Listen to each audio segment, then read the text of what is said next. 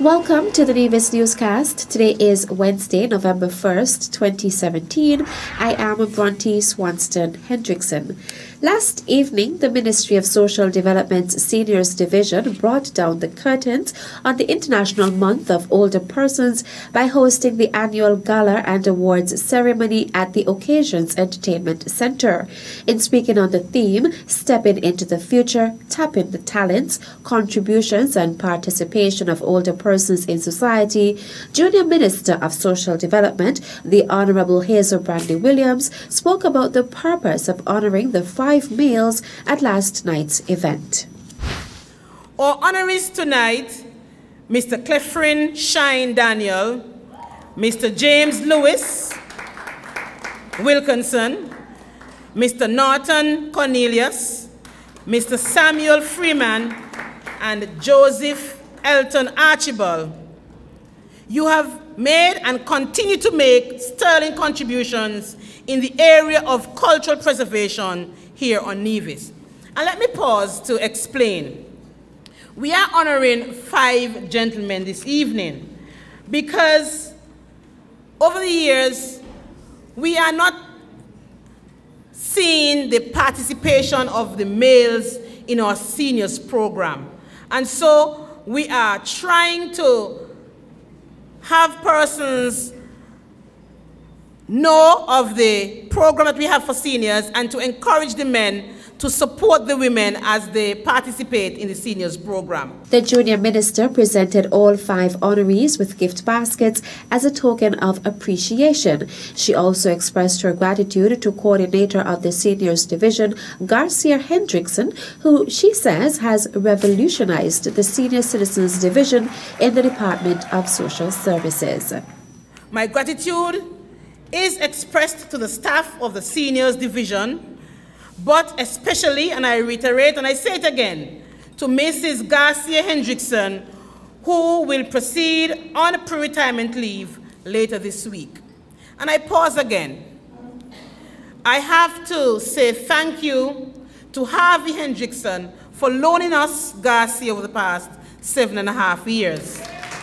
I know she would have had long nights, and I know there are times when she is working on a particular project, Harvey would become very concerned that Garcia left since morning, she hasn't come back yet, it's night. But we are thankful that you loan us to her to us. We really appreciate the sterling contribution she has made. And I dare say, Garcia revolutionized the seniors program in Nevis.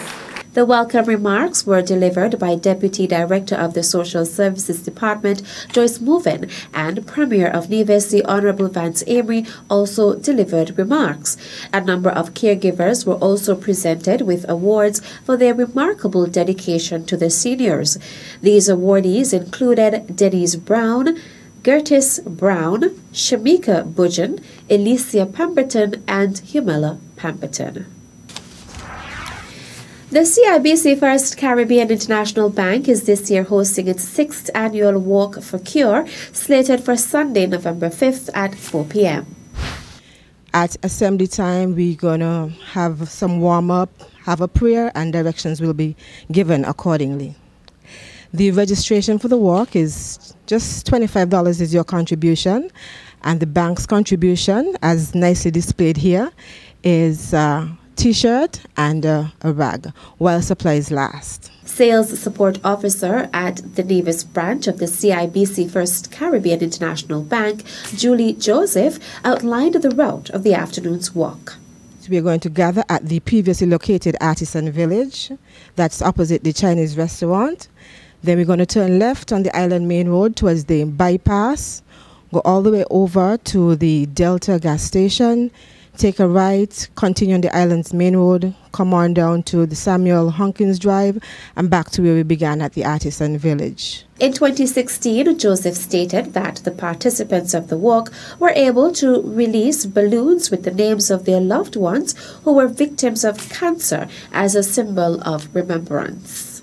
This year we are releasing lanterns, lighted lanterns, and so persons who are participating in the walk are asked to bring their lighter, the liquid gas one, or they want the stove lighter to assist in this. The lanterns will be given approximately 1 lantern per family. And so we're encouraging everyone to come on out. Proceeds of the walk will be donated to the Alexandra Hospital for the purchase of medical equipment. The annual tradition of Discounted VAT Rate Day in St. Kitts and Nevis is slated for Friday, December 15, 2017. This was announced by Prime Minister and Minister of Finance, the Honourable Dr. Timothy Harris, who noted that the decision was made after consultations with the Chamber of Industry and Commerce, CIC. Prime Minister Harris noted that the underlying objective of the reduced VAT rate day is to foster a higher level of consumer spending within the Federation. The Minister of Finance encouraged persons desirous of purchasing vehicles to take advantage of VAT Rate Day 2017. Dr. Harris stated that as part of the concessions given for that day, vehicles purchased up to the value of EC $50,000 will be exempted from the payment of VAT. However, vehicles valued over $50,000 EC dollars will attract the 17% VAT. In January of this year, Prime Minister Harris addressed the National Parliament on a number of matters, one of which included the 2016 Discounted VAT Rate Day, and noted that it was the best ever on record. In 2016, a total of 247 vehicles were sold, 202 vehicles on Discounted VAT Rate Day in St. Kitts, and 45 vehicles on Nevis. He also stated that VAT Rate Day yielded sales on that day of just about $41 million, the largest sale recorded on Discounted VAT Rate Day. Dr. Harris implored persons to get their affairs in order so as to take advantage of the discounted VAT rate day. Still to come, Ministry of Tourism hosts week-long tour guide training workshop. The details when we return.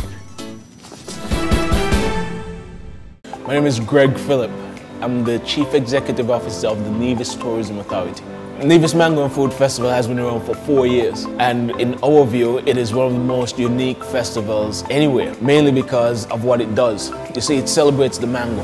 We have over 40 different varieties of mangoes on Nevis, plus a very, very rich and good culinary scene, and we've put those two things together. So once you dine at this Nevis Mango and Food Festival, believe me, you're dining on food that has never been created before, because every single chef that cook at this festival have one excellent challenge. The challenge is everything you cook, every course of every meal must include mangoes from Nevis.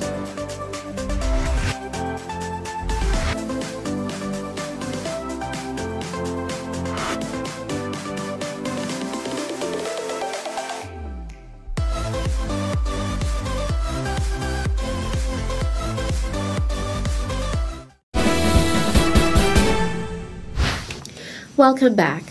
The Christmas and Carnival seasons in St. Kitts and Nevis are expected to be much brighter for residents, as the government has announced duty concessions on food, gift packages and passenger allowances for the month of December. At a press conference, Prime Minister and Minister of Finance, Dr. the Honourable Timothy Harris, expounded on the terms and conditions of the tax breaks that are to be applied from December 1st to 31st, 2017. He said that gift packages of foodstuff are allowed for the first £400, free of duties and taxes. This is approximately 4 barrels packed with food supplies. The measure will undoubtedly be welcomed by residents, as Christmas usually sees expatriates sending food packages to family and friends at home. Additionally, Dr. Harris stated that non-commercial travelers will receive a duty-free allowance of EC $540 or US $200 off the cost, insurance and freight (CIF) value of goods. A similar initiative was implemented in 2016. The Prime Minister said that the action is in keeping with his government's tradition of goodwill during the Christmas and Carnival seasons. The concessions are considered to be a part of of government's stimulus activities, which target businesses and consumers. The discounted VAT rate day measure, which sees a reduction of the value-added tax on many products and services on a specific day in December, also provides a stimulus to the economy. Prime Minister Harris encouraged persons to prepare to take advantage of these tax relief initiatives. The Ministry of Tourism is currently hosting a week-long tour guide training workshop for the various tour guides on the island.